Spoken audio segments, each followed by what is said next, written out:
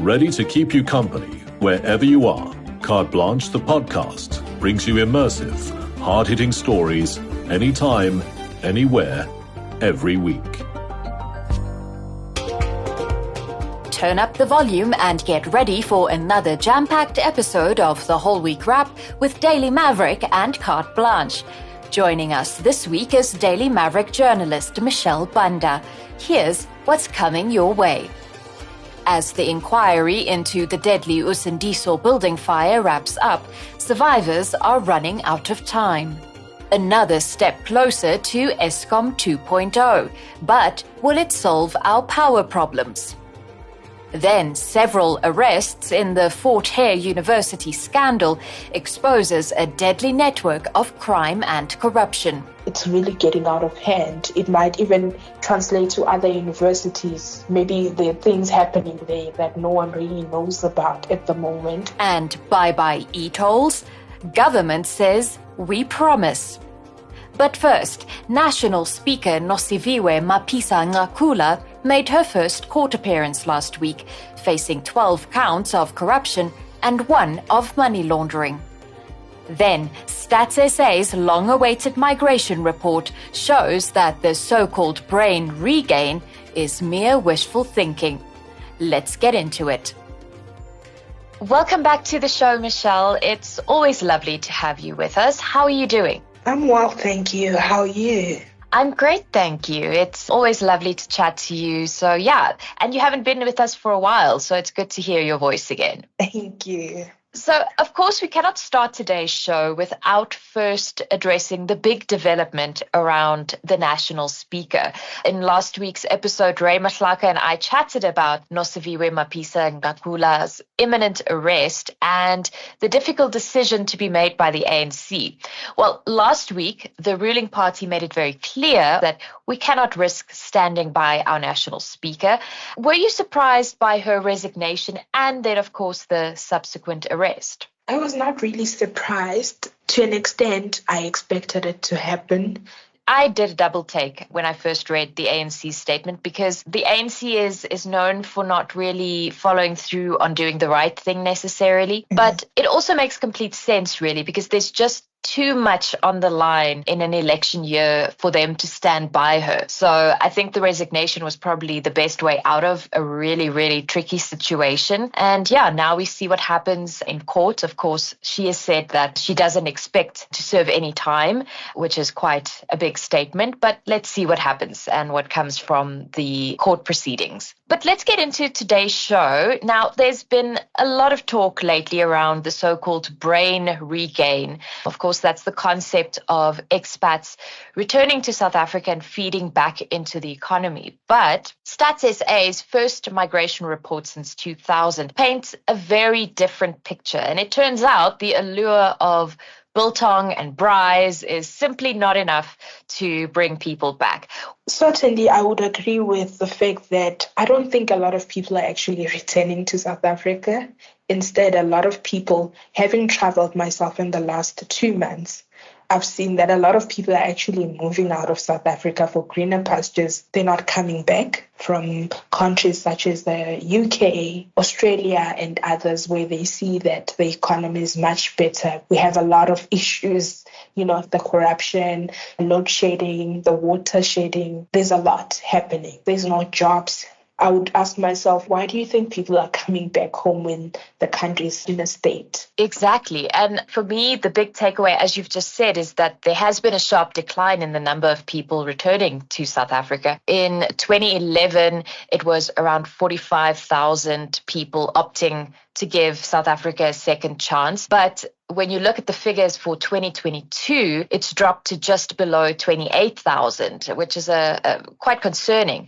And of course, the report also speaks to how migrants play a big contributing role in terms of a country's economy and the labor force. So overall, it's a big loss for South Africa. But my question now is, how do you attract expats when there's so much wrong in our country? I mean, you've just made the long list. How do you attract people to come back to the country? That's the big question. Will these elections make things much better? Maybe things will have like a turnaround and maybe it will loop people back into the country. But I don't think people are coming back home. People are actually leaving. Even myself, I was there. I was like, I can survive abroad, but I still love home. I mean, I have family members who moved to Australia and to the US, and even they are saying, regardless of the outcome of the elections, they have no plan on coming back. They are very happy where they are. They've applied for their full residency. They're making it home. So, yeah, we're not going to see them moving back anytime soon. So I agree with you. I don't think there's enough yet in South Africa to attract people back. On the 31st of August, a hijacked building in Marshalltown, Johannesburg, went up in flames. Ultimately, 76 people were killed and hundreds left homeless. 7 months later, and the Commission of Inquiry into the Usindiso building fire has wrapped up what it calls the first phase of its investigation. But while authorities sift through evidence and witness testimonies, the former inhabitants of the doomed building are desperate for answers and a way forward. So a story you've been following closely is, of course, the Usindiso building fire in Johannesburg. Recently, the first phase of the inquiry came to a close. Firstly, tell us a bit, what are some of the major revelations and testimonies that stood out for you in this first round of inquiry? It's just revealed the deeper connections into the building and tells a story beyond the fire and the issues that existed. For me, it was actually learning that the building was actually not a residential zoned, nor was that particular area, meaning that for it to be able to hold that capacity of people on a daily basis was already off because it's not a residential area. So it's like an industrial zone. Initially, it was like a home and safe haven to abused women and children. But over time, between 2019 up until 2020, the building was hijacked and more people actually found home in that building. We heard that there were like 200 shacks at the ground level. From the commission itself, we had that 500 to 1,000 people are estimated to have actually resided in that building. When you think about it, everyone knew about this building. It had broken a lot of bylaws, owing electricity, owing water. They waited until the unfortunate disaster happened to actually start doing something, but it doesn't help because they could have prevented that incident. Obviously, there's people who are still homeless. We know that about 40 families actually reside in Denver in those shacks. And then in Lindela, there's foreign brothers and sisters who live there and they are waiting for the commission to conclude and they'll be deported back to their home countries. Yeah. So you've mentioned Denver, and I was going to bring that up as well because, as you've said, a lot of the victims from the fire are being housed in Denver in these tiny little shacks that look really, really unsafe. We did a story on it just recently, our story titled Shack City, where we also visited Denver to see the conditions in which these people have to live. Now, my question is, does the commission understand the urgency of finalizing the inquiry? Because many of the families simply cannot remain in these camps indefinitely. I didn't get a sense of urgency. I didn't see it trying to urgently resolve these matters. However, I did actually send inquiries as to what's going to happen. We know of that guy who was arrested and who remains in custody. But the other people who were mentioned, are they going to follow up on the stuff that was said? For me, I don't see a sense of urgency at this point because the commission itself has stalled for months and months on end. So do you have any idea in terms of what happens next? Have they given any timelines in terms of when they will sit again for phase 2 of the commission, or is it a bit up in the air at the moment? So this is what they told me. They said that now that phase 1 is done, they have until end of month to release the report on phase 1.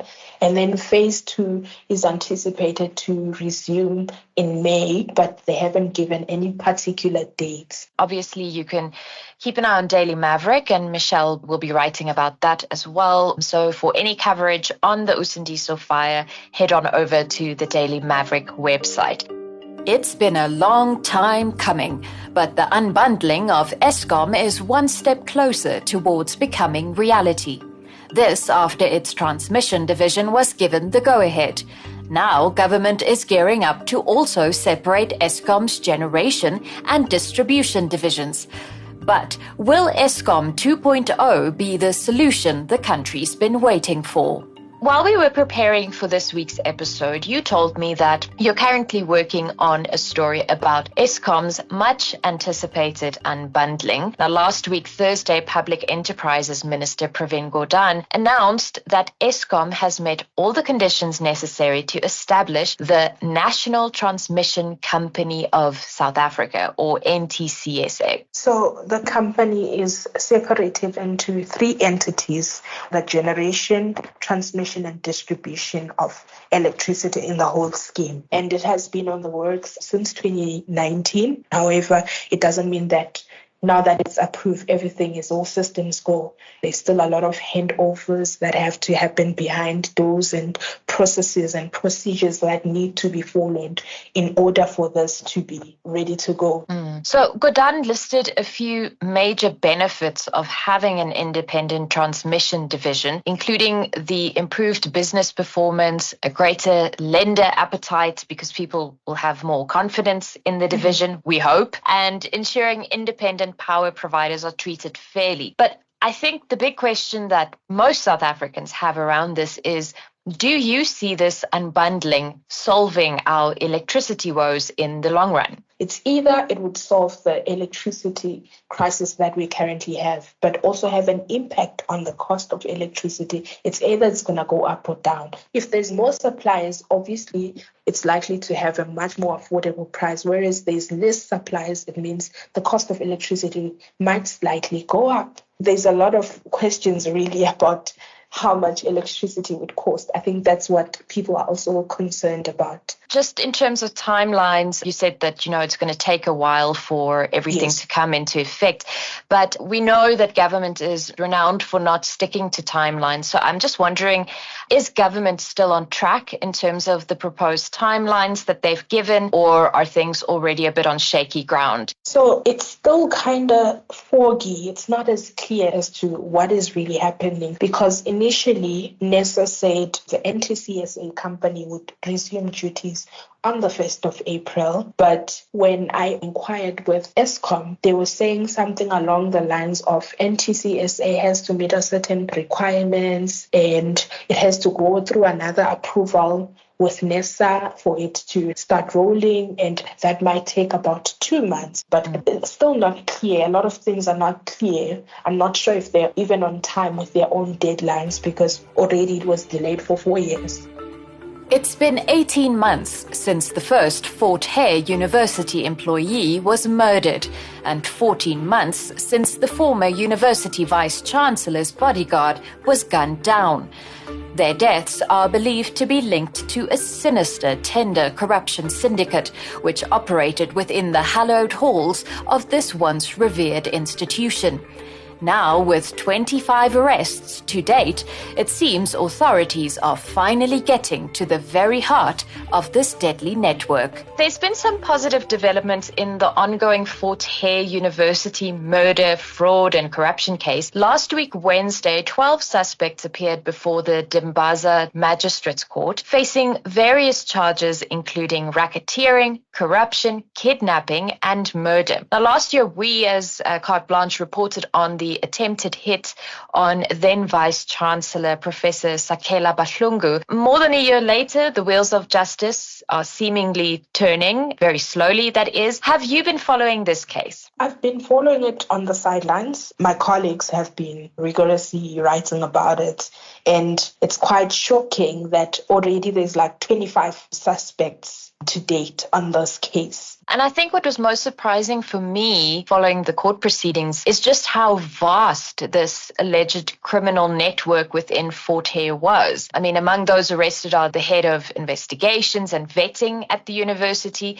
You have Bahlungu's office manager, 2 Cape Town attorneys, and then, surprisingly, the late rapper, aka Keenan Forbes' former bodyguard, which is, of course, the one that everyone gravitated towards in terms of the headlines. But it shows you just how how easily and how quickly a criminal network can really take hold of an institution. And I think that's the most worrying part for me, is just to see how easily these networks can just kind of spread their tentacles and completely break apart an institution that's respected and that has a huge cultural and historical importance within our country. Of course, a lot of our political leaders, they studied there. So yeah, it's really sad to see that it's come to this. It is crazy and very unsettling. I mean, we already have a problem with hits and assassinations ongoing across the country in different political spheres, but now in a place of education where you'd assume people are safe and it's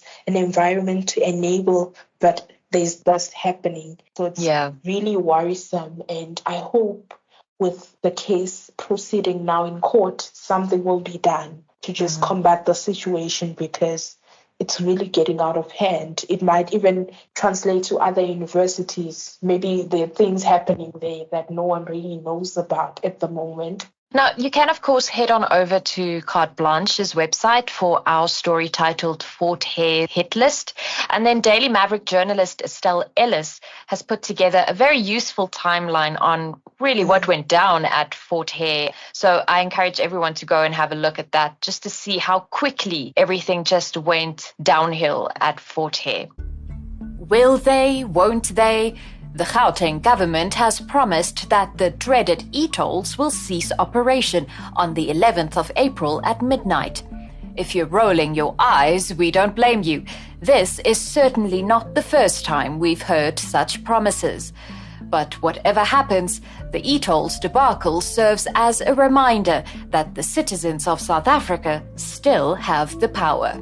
Onto our green shoot, and I'll be honest, I'm really struggling to say this with confidence, but Gauteng residents are finally saying goodbye to e-tolls. I want to know from you, are you confident that SANRAL will finally deliver on its long-standing promise that the gantries will finally come down? Hopefully.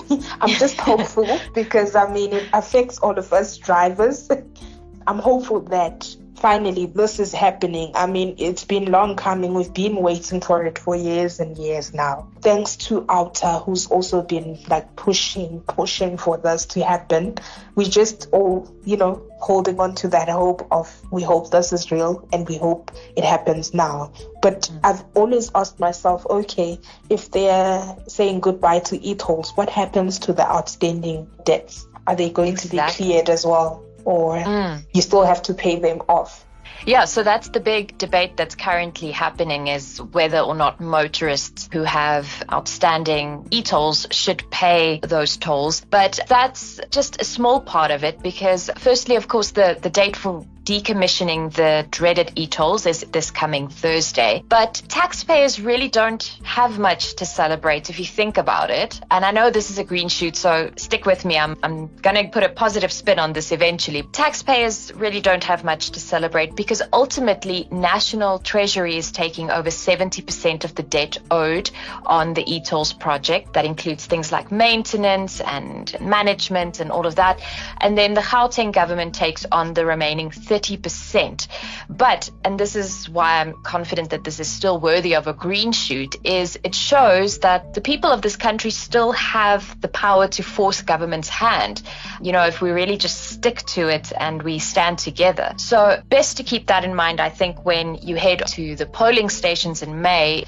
This is a very strong reminder that we still have the power and we can still affect change if we stick to what we believe in and if we hold those to account. So I think that's why it's a green shoot. And it's all thanks also to civil society. It's ordinary people like you and me who made this possible, because they're fighting behind closed doors for our tax money to be used appropriately. No, definitely. So we're going to wait and see what happens on Thursday, if it actually does go offline and if e-tolls are indeed a thing of the past. But that is it for our show today. We've covered a lot today and it's been fascinating chatting to you. Thank you so much again for joining us, and I hope you'll be with us again soon. Thank you for having me. I'll be back soon. Great. That makes me very happy. And that's a wrap.